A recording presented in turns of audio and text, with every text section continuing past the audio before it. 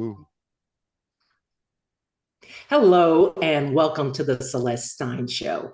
I'm your host, Dr. Celeste Stein, and today we're going to talk to a woman who has reinvented herself several times in spite of several setbacks she's had in her life.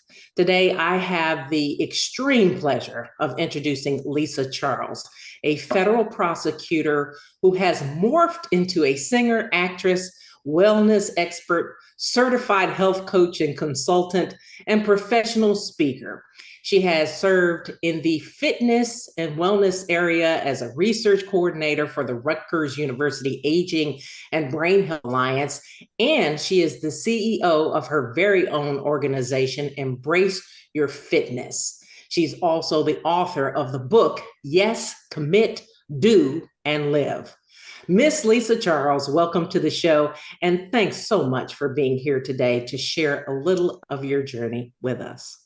Well, I am over the moon excited to be here to really talk about this. It's something I know we both have a passion in, this wellness field.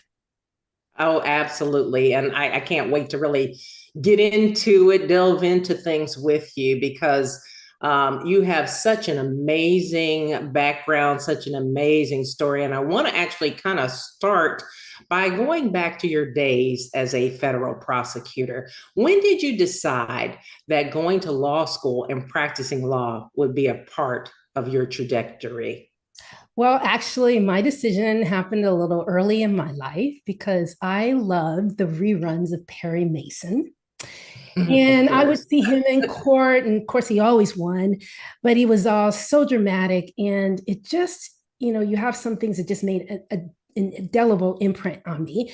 And I was pretty determined that that's what I was going to do. So, yeah, so pretty young. And then somewhere before I was even in junior high school, I had gone down the street, knocked on a lawyer's office, and just wanted to go in the office and talk to them about what it is to be a lawyer. So I really started, with an interest, and then started taking action to see that interest come to fruition. Mhm. Well, I noticed that after reading over your background, your bio, and even speaking with you a little bit, you have had such an amazing career thus far, graduating from George Washington University with a Juris Doctorate in 1987. Then you went on to work as the Assistant District Attorney in Brooklyn, New York in 1988, and then became the Assistant U.S. Attorney in 1990 for the District of New Jersey. I noticed you received the Attorney General Award for successfully prosecuting several members of the notorious Genovese crime family, and even received a commendation from the director of the Federal Bureau of Investigation. Quite an amazing background. Tell me what it was like as a young Black woman to be working in those major cities on some, huge cases at the time. What was that like? Well, Celeste, I was so driven to really bring, I always felt a sense of healing to the voices that sometimes are not heard. And so in Brooklyn, really doing a lot of rape cases and child abuse cases and even some arson cases, I just put my whole heart and my soul, my being in just assuring that I could be the voice to some people that were the voiceless. I can honestly say those cases still, many of them still stay with me today. And I took that with me. I had some amazing, amazing, amazing police officers I work with in Brooklyn that could find anybody. My witnesses sometimes were a little hard to find, and they could find them in the shake of a tree or a flip of a dime. And I'll always remember who I worked with. But I have to tell you, and you know this from our earlier conversation, I have this fascination with organized crime. I'm a history buff. I love things that really kind of tied in over centuries, over decades, and understanding those relationships and how it related to, the communities. But more importantly, just what was being done to communities with people that had this sort of power over often people that came from the same place that they did, and then later on to everyone. So when I came to the U.S. Attorney's Office, it was really my heart and soul to work in the organized crime unit, and work in it. It was everything that you would imagine. It was that tie into history. It obviously had some dangers to it, but we were really trying to make a difference in a lot of communities for people that had taken advantage in great ways for many years. And it was quite humbling being a part of a prosecution team that was successful on a case that from investigation through trial was several years in the making. Um, you mentioned as a Black prosecutor, though, coming in, more numbers in Brooklyn. When I first came to the U.S. Attorney's Office, I was the only Black prosecutor in the U.S. Attorney for the District of New Jersey for a period of time. There had been people before me. I went in looking for people. I just wanted to see who else was that looked like me that was in the office, and got to hear about some of the people that had served before, but it was a handful. So coming in, I felt really kind of a sense of pride, a sense of responsibility to make sure that I really would leave a legacy that others coming after me could really be proud of. And so that was always a part of everything that I did while I was in the office. Well, I am certainly proud of you because I too have been in circumstances where, you're the only one, many times the only woman. And it is a lot to process and to go through. I would not focus on that. I'm sure you were the same way. It was more on let's just get in here and do a good job. But when you think back, probably to some of the things that you probably had to deal with and were subjected to, you realize, wow, that I mean, nobody else did that, and Yes. so that you are to be commended for that because it I'm sure was a lot, Well, at it's times, like, and I know you would relate. It was a driven mindset, and it was a take no prisoners. And I got, people would say, "Oh, you have such a nice smile," but if you saw me in court, I could use the smile, and the smile would be like a venomous snake bite. I could be both sides. Don't be fooled. Often being the only woman in the room, often being surrounded by people that weren't used to working with women in the room. Had to check a lot of people all the time, had no problem doing that. But at the same time, I think my chief thing was I'm going to come in here and I'm going to do the best job. And regardless of what you think about women or whatever you have, any issues you have, you will never be able to question what I brought to the table. And there were it's funny because when I left the U.S. Attorney's Office, there were FBI agents and such that would really be trying very hard to get me to take their cases. Because one of the things they knew is that I was going to take it and I was going to bulldog through it. And if it was the right thing to do, I don't take prisoners, and I'm looking at the end of the prize, which is saving some piece of the community, really elevating some issue that has not been elevated before. And I'm proud that that was what I was able to do. I will say this running little joke. I think there's some of my family may be listening, but I used to always love family or whoever to come to my trials. But for my organized crime trials, the row I had for my family set aside was always empty. They didn't want to come. They were like, Lisa, when you move out of that area, we will come and see you. But we used to have a running joke in our family, get togethers about when are you guys coming in? Exactly. I know the feeling, sometimes you're walking and treading upon places others would dare not, I'll just say. But in Yes. any case, so obviously at the height of your career, you decided to move in another direction. What was going on at the time? Well, it's a funny thing. In college, I did a lot of acting and plays. it wasn't anything I thought, oh, I'm going to seriously do it. As a matter of fact, one of the teachers had said, I have an agent from LA wants to meet with you. And I didn't take the meeting because I didn't Mm, want to get off track.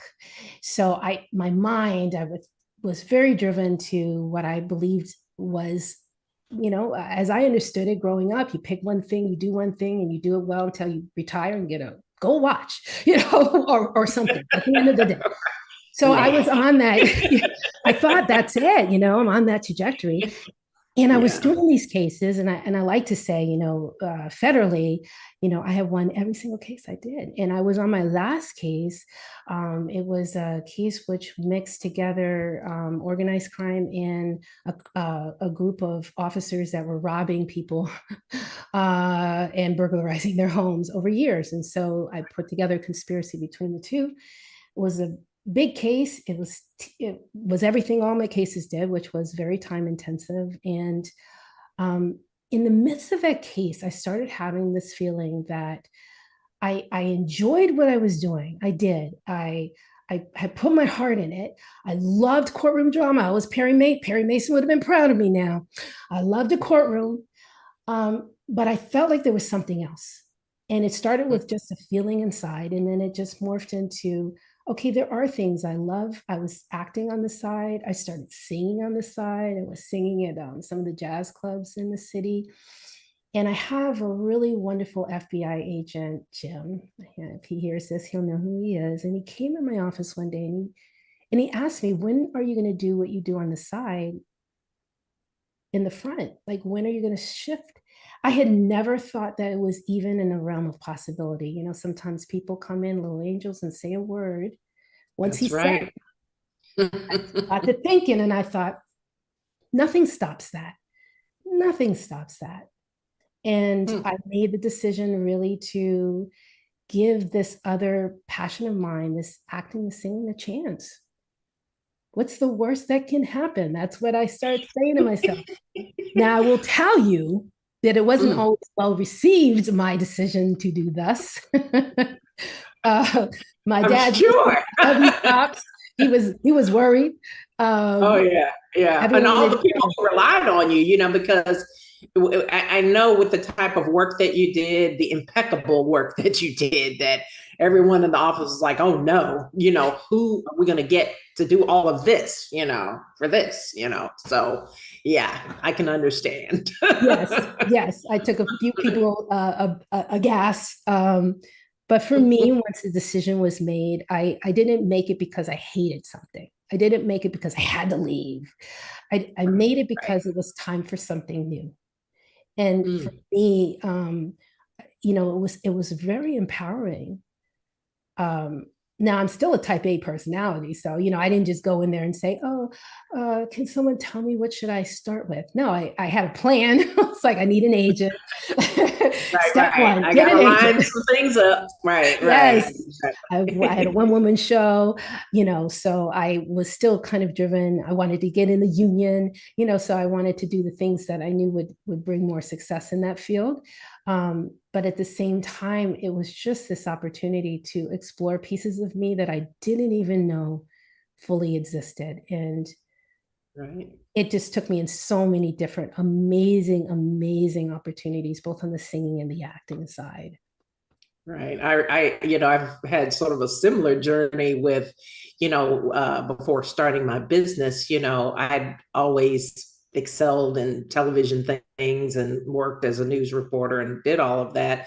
But something in me was very afraid about leaving that comfort zone, what I was used to. And I mean, my stomach was like tied up in knots. And I remember when you were talking about little angels, one of my husband's friends called on the phone for him that day, but of course he wasn't there. And so I end up in this whole conversation with him. And he said, "What's going on, girl? What are you up to?" And blah, blah, blah. And I'm like, "Oh, I've been thinking about starting my own company." And he's like, "Really?" He goes, "Well, what's stopping you?"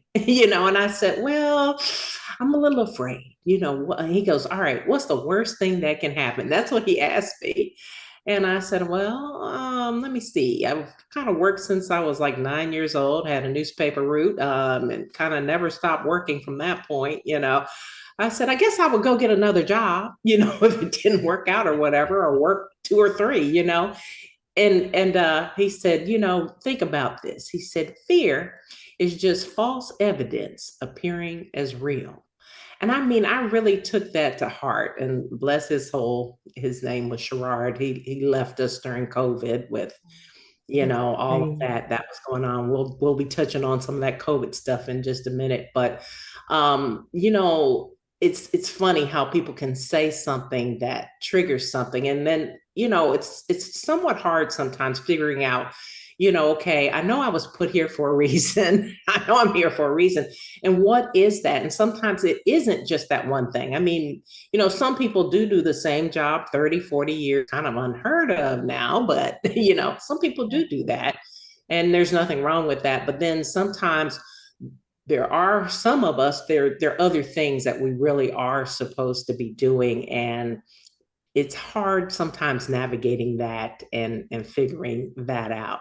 Now I know with you, you also had something, you lost your voice. Tell me Yeah. about that. When did that happen in this whole process? Yeah, no, I appreciate and very sorry for your loss of your friend. Yes. Yeah, Yes. just you mentioned the big F word, the fear, and that is just one of those things that can wrap you in various ways. So, I always had this thing like I love fear to sit next to me. It's in the next seat with me everywhere I go. It's awesome because fear on the other side of fear is amazing opportunities. Mm. Incredible experiences and adventures just on the other side. All you have to do is go through the door, is how I see it. It's So a big step though, isn't it? It's a well, sometimes big. it's kind of like an amusement park ride. The first step might be a doozy. I didn't say it's always soft landing and easy, but it will never know. The unknown is to me what is really fearful. If you never tried, if you don't know, and so for me, I was rocking through. I had a lot of, when you do step into something, and you I know can relate to this, whether it's in the media or whatever, you start to think about all the different aspects of what you can bring and what can be brought to you. Your mind starts moving, and I was doing that with singing. I was doing that with acting. I had a chance to get into opera. I had a concert that I was a part of in one of at Carnegie Hall, and I had this trajectory planned in my mind, and I started having and experiencing just little problems, just sometimes this one little note, this one little area, and it just started progressing. There was a really bad habit with some singers that I jumped into, that if you felt hoarse at all, you would take an antibiotic. And Mm. that could get rid of your hoarseness right away so you could perform that night. But if you're Mhm. having hoarseness, there's another problem going on. Wasn't in tune with that. I just wanted to perform, and I developed an infection onto the antibiotics, very, very deep infection, throat infection. And when I came out of it, I just lost the ability, the innate ability, uh, where your voice plays, how it goes. And so initially, I had problems with my speaking voice, which was more concerning to me at the time. I had to go through voice therapy. I was about 70 pounds heavier.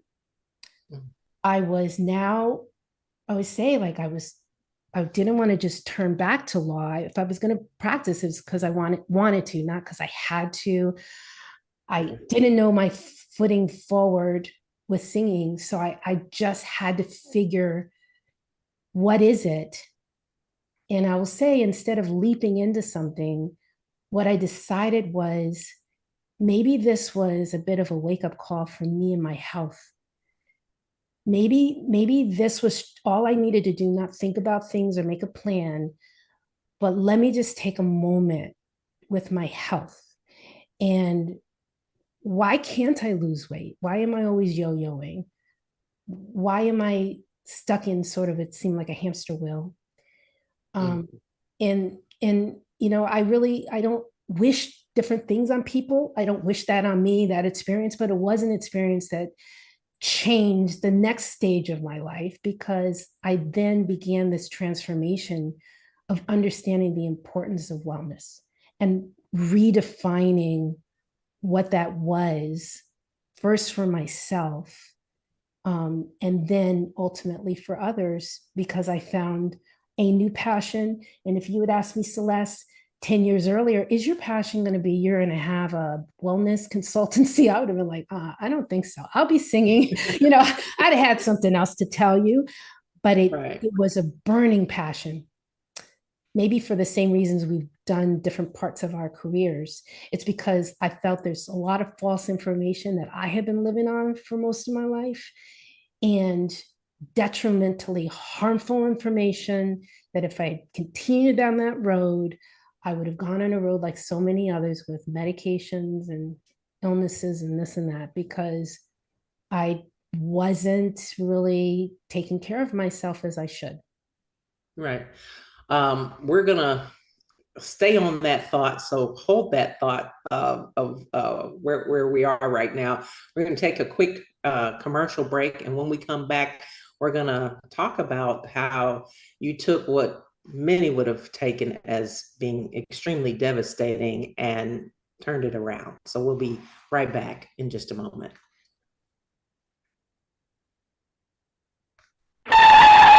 A lot of things have come to a screeching halt due to COVID-19, but you should know that the court system in Tennessee is still open and holding in-person hearings for orders of protection and other types of abuse cases. If you have a hearing date, double check on where your hearing will be held.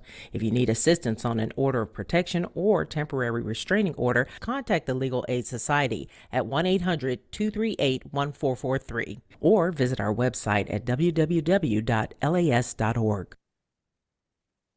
And welcome back. You're listening to the Celeste Stein Show.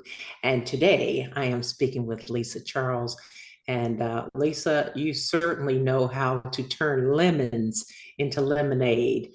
But how? How did you decide what you were going to do next after losing your voice? Well, as I said, the one thing I did, which I think was just such a mind reliever for me, is I said, I'm going to tackle this thing called health for me. The only rule I had was I'm not going to go on a diet because I was an expert dieter. I have lifetime memberships to 3 different diets. So Yeah. that's not good. Okay. That should tell you something. I was just tried everything. I always challenge people. I don't think anyone could pick more than I did, and especially just the ones over the counter, the ones in the magazines. My first diet was just a banana diet, at the age of 11.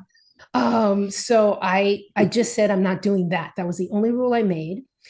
And I started just trying food, but really, how does this food feel for me? What does it do in my body? Does it make me feel good? And I really painstakingly I took about a year and a half to figure it out and to find my place, not only in how I feel my body, but how I moved my body. And at the time, I found this whole thing called Zumba, which was relatively new back then. I'm like, this thing's great. I was losing, I was Zumbaing, and an instructor said to me one day, I was in the back of the class, and she said, "You, all the way there, come to the front of the stage." I said, "Me?" Not that I hadn't been in the stage before, but I had never danced in front of all and led. And as soon as my foot hit the wood, I said, "Wow, this is amazing. I could be paid to continue to exercise and to lose weight." And it just started opening up this possibility.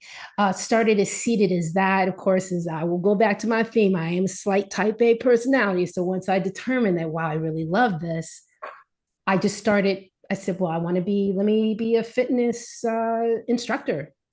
Oh, I love this. Oh, let me be a fitness coach. Let me be a trainer.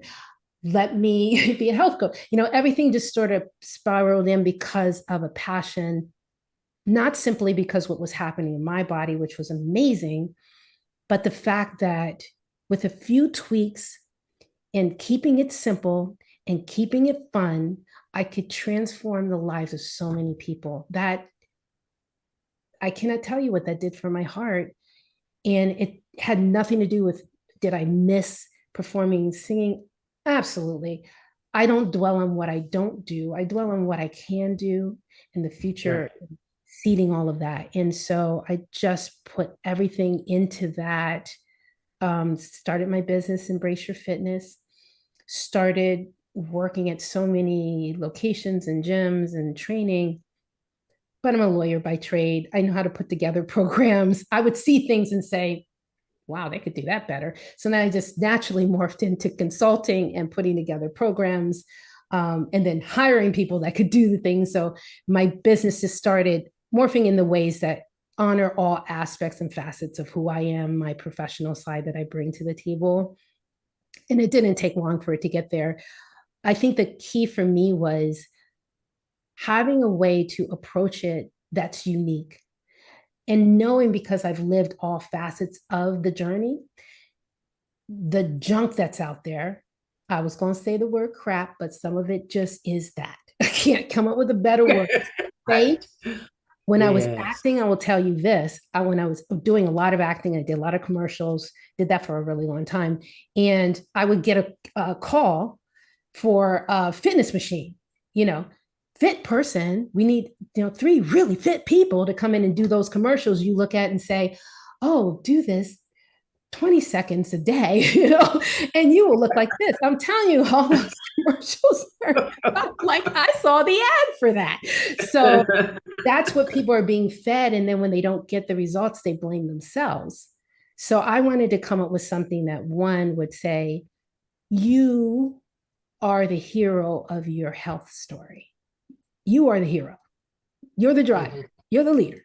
So as the leader, you have a responsibility for your brain, your body, and your connectivity to celebrate the integrated you, the whole you. So that's going to be how you think, as well as how you move your body, how you fuel.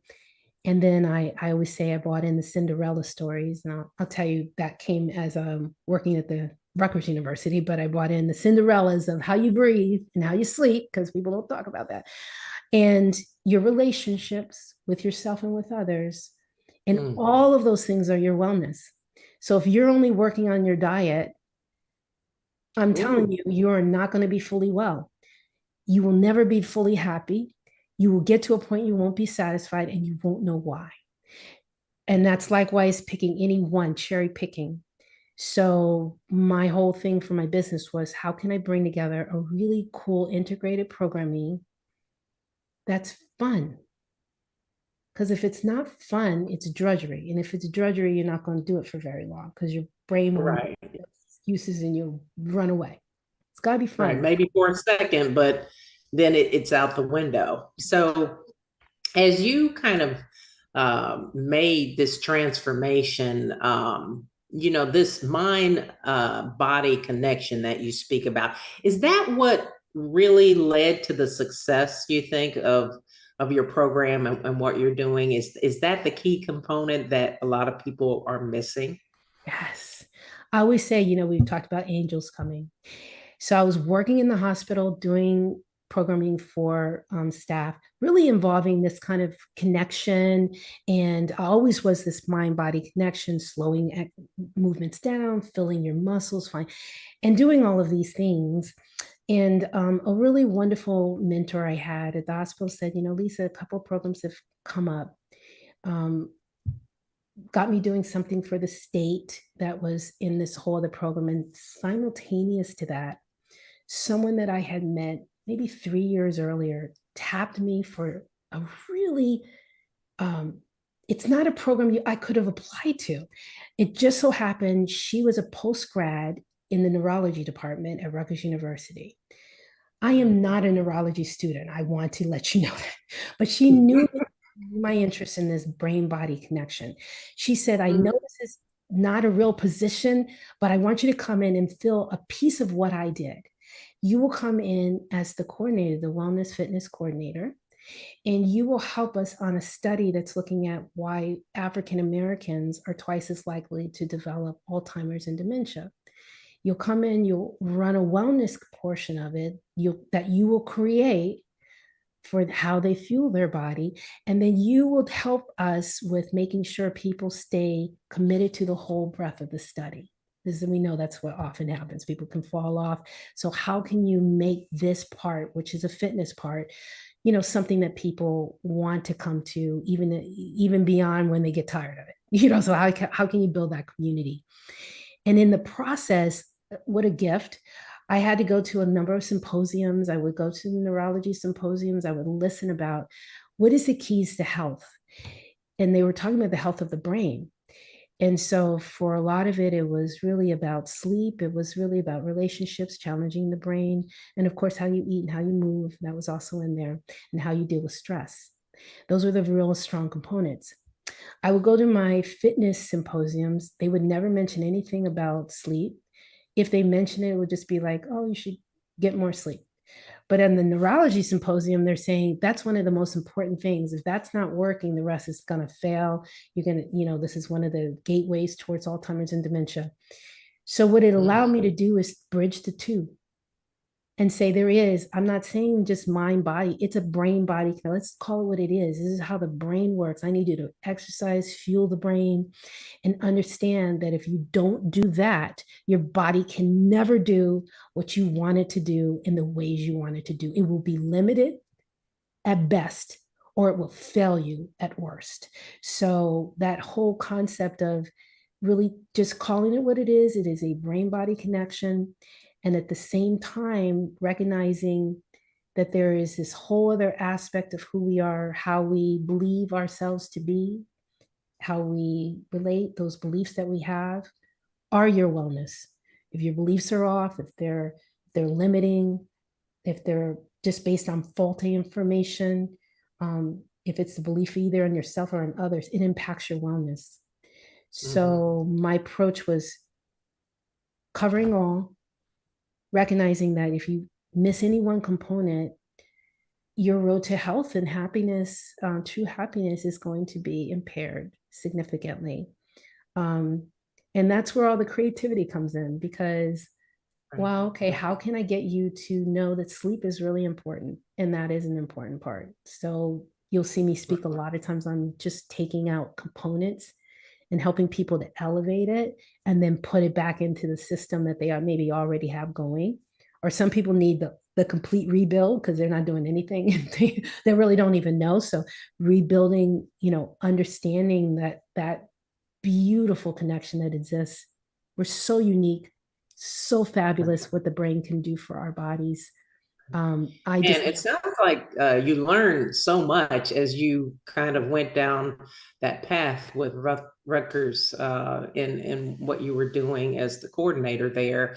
I read the article that you wrote in Brains that talked about healing our soil to transform our health. And I thought that was really, really interesting, this whole mind body, but also that talks a little bit about environment and our ecosystem and what's actually going on there. And one of the things I found, I mean, it just kind of stopped me in my tracks when I read, it was a line that was like, it said, according to the Food and Agricultural Organization, that a third of the world's soil population now moderately to highly is now moderately to highly degraded due to erosion, compaction, nutrient imbalance, pollution, acidification, waterlogging, and loss of soil biodiversity.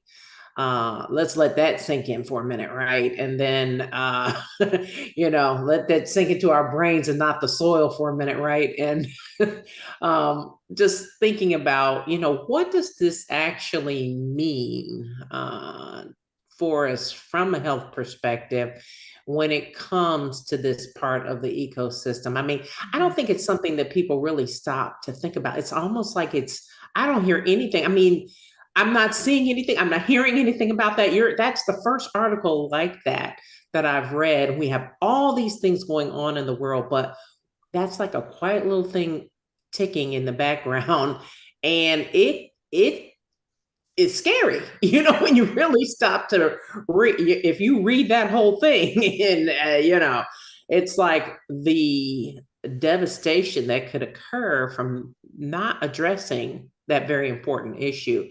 Do you think there will be a time where we actually run out of good soil? Well, I'm going to say this. And, when you're talking about something ticking in the background, whether people want to hear the tick or not, it's ticking. The tick will get louder and very loud when we start to see food shortages and, especially ones that we rely so much on to help our bodies, enrich our bodies with the nutrients and minerals and vitamins that we need. So we're talking about our plants that come from soil. So I am always at a loss as to why it's not at the forefront. But the best that I have been able to come up with is that because we live so compartmental, this is this part of our life, that is this part of our life. And because we are so removed from the soil, which means most people don't plant, don't have gardens, don't do these things. And, so most people see food as something you get at the grocery store, even if it's coming from the farm. There's not everybody, but a lot of people have put these sort of barriers between them and where the food comes from, where your source is. And so because of that, it doesn't seem like it really relates to you directly. Now, if the grocery store ran out of food, it would relate to everyone directly and everyone would be talking about it. But because this is a disaster in the making, and it's not to that point yet, it's just not at conversation, but it should be. It really should be. Delving into it, not only is that's a huge I mean, anyone who did a little bit of geometry, a third of the world, not just here, of the Yeah. world. That means that at some point that's going to have dramatic impacts. And it already does in different regions of the world. And also, the devastating aspect of it is even in the soils that are operational and moving forward, there's a trend that is really very unhealthy, and especially in certain westernized countries, with the use of synthetic fertilizers and its impact on the ecosystem of the soil itself, the microbiome of the soil. And what that means is that if the soil can't act in the ways that it was normally for a millennium meant to do, which is to pull pollutants out of the earth, to all of the things that we worry about, CO2, if soil was meant to act and behave as it was initially intended to do, we would have so much more of a balance. But also those rich vitamins and nutrients and minerals that you rely on, you think, I'm eating this fruit, I'm eating this vegetable, and to know that the fruit and the vegetable does not have the source of vitamins and minerals it did 20 years ago. So now you're vitamin depleted. So people all know this because they're taking this and taking that, or they might not even know what they're depleting.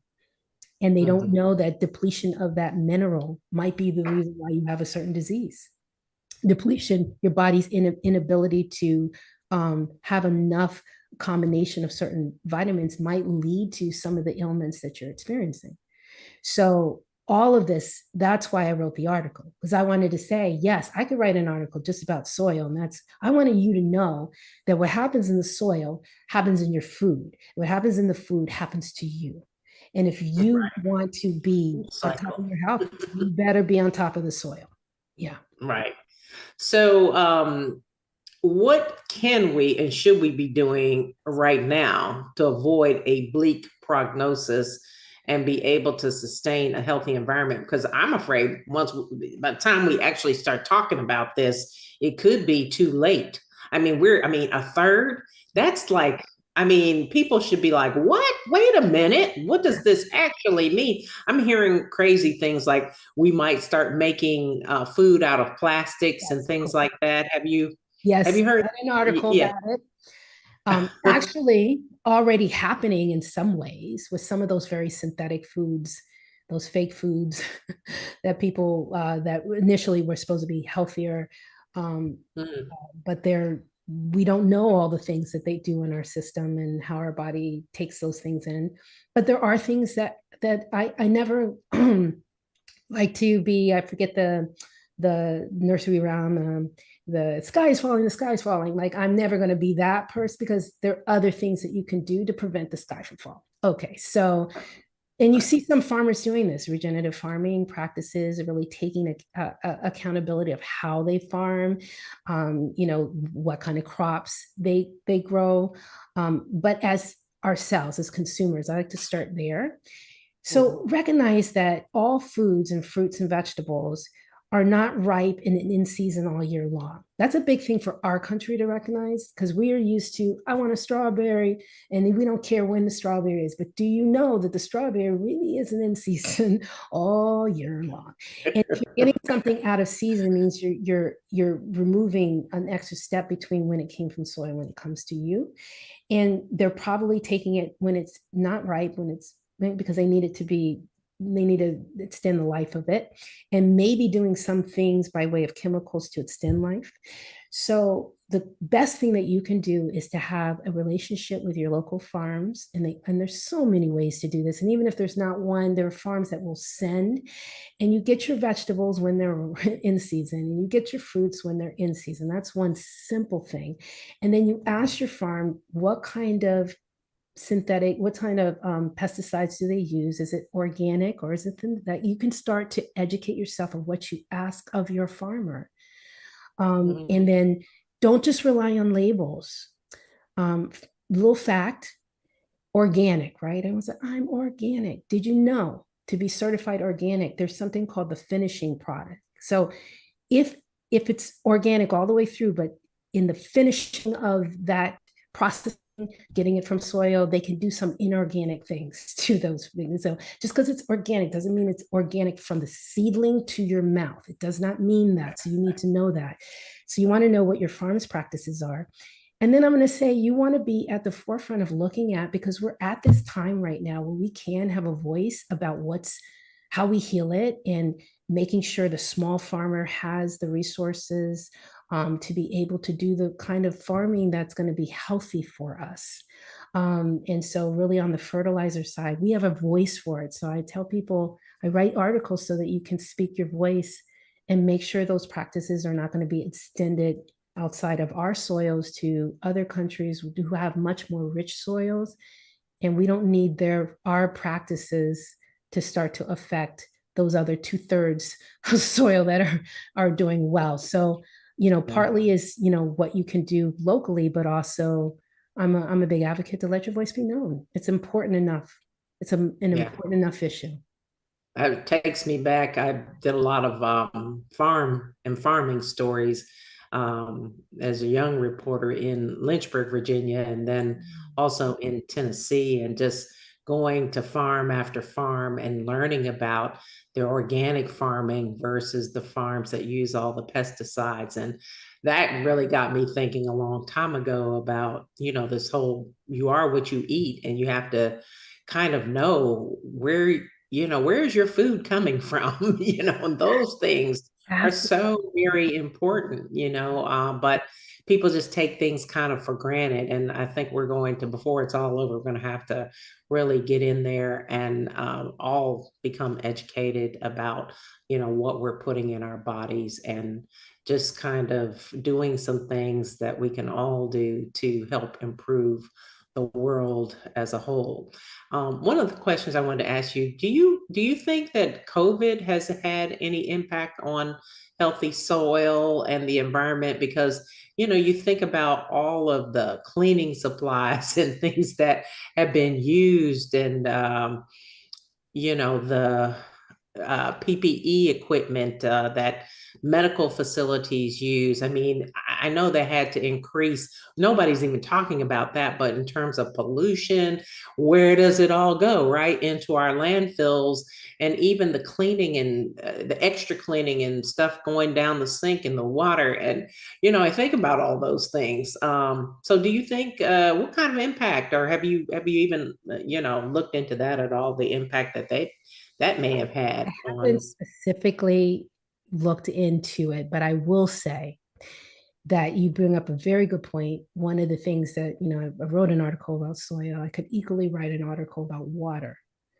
What we put Mhm. in the soil, what we dump in this system here or that system here, all makes it into the water. And I can surmise that that's going to be a very big challenge, but it is something that I would love to delve a little bit more into. I think, you bring up a really good point. Sometimes we do things out of expediency, and of course, the initial thought process is get the harshest chemical available to, kill this disease or kill the germs or kill. Yet, I'll just put this out there, yet there are things that could be as effective or even more effective than those harsh chemicals that come from nature to do the same things. We gravitate to certain things instantly in a moment without the ramifications of what all those things mean long term.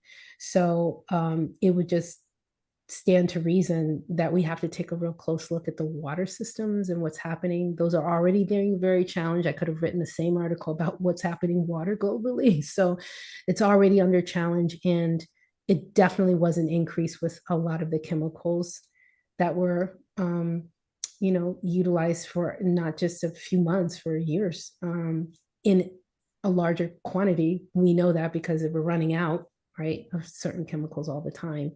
So it's I would love to. We'll just have to continue that. I'd love to do another article on water and that. And I would Most like to see more things coming out of it about all of this. Honestly, definitely. we just need to know what's going on. And as you said before, it's at a point where it's critical. And we're Right. scurrying around trying Exactly. to find a Yeah, solution. I like to be a little proactive, a little Yes. ahead of the curve, you know. So many people just we wait till we're always in crisis mode, and we really must do better. Yes. As we were talking about COVID, I understand you lost two brothers, did you tell me, to It COVID? was. Um, I am so sorry for your loss because I can't even imagine. And I would think that that has impacted your life, obviously, in a major way. Did this and your own health trials push you to do more also in the area of health and wellness? Was that an extra kind of push with all of that change, Oh that my you've goodness. undergone? It is like, some things are almost surreal as you look back on certain segments of your life. My brothers, twin brothers, they were the youngest of five. I know my sister's listening on this, so I'm going to do my brothers justice, Edgar and John. We were going through COVID like everybody else. They didn't normally live together, but my brother John, who had been in media, was getting back to go back into media. And he just came up to live with his brother for a little piece of time, and then COVID hit. Mm, And they got one of the variants. And because they're twins, I understand their bodies reacted very similar to it. And mm, they got very sick very quickly. But what I was going to say through it is it did reinforce a couple of just beautiful lives, and really some of my best friends, people I talk to pretty much almost on a daily basis. My brothers and my sisters, we always say we love each other at the end of every call. My family, that's just we were. No things ever unsaid. But when my brothers passed, and it was so heavy on my heart, and one of the things that came to me, and often when I speak, I always feel like God downloads things in me. It sometimes in pieces, a word or phrase, or Lisa, you should be this or that. But this whole presentation came to me like an amazing, like, this is something that could help and heal for others. And what I realized afterwards, one area of my programming that I had not really dealt with as much is pain. And I would start researching about books, and people have, going through loss and stages of loss. And there's a lot of books out. But a lot of people would say, but how do I handle the pain while it's in pain? Like I understand that I have to give myself grace and I'm going through things. And so I started really looking into things based on science, based on spirit, based on the body physiology. What are ways that what are things you can do while you're in that state? What are things that mm, I did while I was in that state. It's not theoretical. What are things that are based in science? And, had a chance to present on that recently in Arizona at a conference, and really kind of, one of the things, really doing something, putting different things together, like a brain kind of science thing with a body physiology, something called taking a grateful step. So in your walk, thinking about just something you're very grateful for is a very strong science that changes the body chemistry, changes your brain chemistry, releases endorphins, and then the benefits of walking. But putting those two together can have an amazing impact on just being able to get you back to being present and recognizing the beauty that exists around you. And that can be so much of a heal. So I had a series of things like that. And I credit my brothers for that. And when I will again stand on stage talking on this, and it is one of the things that I'm so proud to say that came as a result of the love that we shared. And I believe very, very, very much so. That's the message that they knew so many people have lost. I don't stand alone on that, sadly. But what I Yes. wanted to show was there, even in the midst of pain, that there is possibility, that there is Mhm. purpose, and that if you allow yourself, you can even see that there is beauty in brokenness. Wow.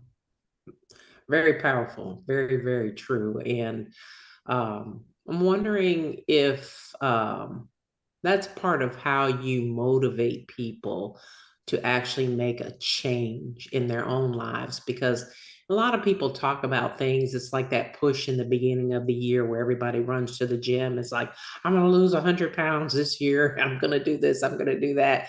And then by, February in the gym, there's like two people in it. You know what I'm saying? There are like two people in there. So Yes. how do you motivate people and keep them motivated? Because I think that's what you have here with this whole mind body connection. I think that's beautiful. So Yeah. tell us how you do that. So, one of the reasons why I wrote my book, and my book is really based on the program that I was doing, always through the hospitals or even through personal clients. And that was this whole thing of a commit, do, live. So, and all of them are important. So, commit, I would really take time to not brush over why you are where you are, right? So if someone comes to me or a group has said, we've been dieting our whole life and it always doesn't work. And I say, okay, what is at the root? And I have like exercises and things to get people at the root of why, because you got to know your why. And you also have to have an appreciation of who, who you are. So that's all a part of, I call, really kind of a fun aspect of committing to take the time to seed the soil. So we're seeding a brand new soil for a brand new crop, for a brand new life. We want to seed it right. And so we're going to do and know those things. And at the same time, recognize that Rome was not built in a day. And I don't want you to think about this as a continuum of a 4 week, 6 weeks, 6 months, 1 year, whatever you want to put on the time frame. Usually it's 12 weeks, 2 days, 24 hour. Think about it in terms of a new life, a new outlook. So it didn't take your body 2 days, 24 hours, 2 weeks, whatever, to be here. It took it a longer time. So now you're going to go on this beautiful journey. And so a lot of my work is switching. It's neuroplasticity. It's switching what was once bad to once good, what was negative to positive. And there are ways to do that over time. And at the same time, the exercises, ways that I, put together things for groups, and I love doing it in the corporate environment, even is to make it community based and fun. Because if it's Mhm. not community based, we've got some other people that, hey, Lisa had that crazy thing, and it's not fun, it's not going to be continued. And then as you That do, is so true. right? Come on now. Yes. Someone comes in and is like, this is, I'm going to say, get in there and do me 20 sit ups. Knowing it's just, you could do it. You're not going to do it again. And you're probably not going to have me again. Right. But if I said, some of the fun things I would have with when I was working with some of the nurses in the hospital. I'd say, okay, so here you are, boy, you're in there. I said, certain doctor comes in, they talk a lot. You have to sit, tell him you're just going to sit against the wall. You sit in the wall and you have to stay in the squat until he stops, until he pauses. We just have all these games. I have breathing breaks. I have breath breaks. I have, how many steps did it take you to go from this to this? And we would do this in teams and arts, and everybody were so united. And what's amazing to me, no matter where I've worked, different places, I still have these groups of people that are still together. They're still together, they're still doing things. That's wonderful. Oh my goodness, that you're able to bring them together like that and keep them together. That is That's just right. incredible. That's I'm right. looking at the time here. I think we're just about out of time. Before we go, I just want to ask you if you would like a few of these folks to join you, or they really wish to join you on your journey and be a part of that. How can they reach out to you? So the best way I'm going to say is just go on my website. So it's yescoachlisa.com, and you'll see that there's a little reach out button that you can really come on and ask whatever questions. I have some free gifts if you come on, and if you join my email list, I definitely have some additional free gifts for you. That's going to be the easiest to do. I always say wherever I come, I am really humbly your servant. So if I said something that raised a question, if there's some additional information you want, just if that's what you want, come on and ask, because I'm here to serve. If it's okay, I want to tell you I'm off on, so partly what I do is I put together retreats, and the first retreat is next week in the Dominican Republic. I'm so sad to just be learning about this because I could have used that trip. Is But reinventing the woman. So with to be yes, continued, more to come. right. Right, exactly. We're definitely going to be there with you. And I just want to say, I thank you so much for joining us today on the Celeste Stein Show. That definitely is all the time we have for now, but I definitely will have to keep up with you and have you on again because you are an amazing woman. And I do appreciate all that you're doing. I want to say, please be sure to tune in 2 weeks from now for our next broadcast, or check us out on YouTube for previous episodes. I'm Dr. Celeste Stein. Thanks for watching.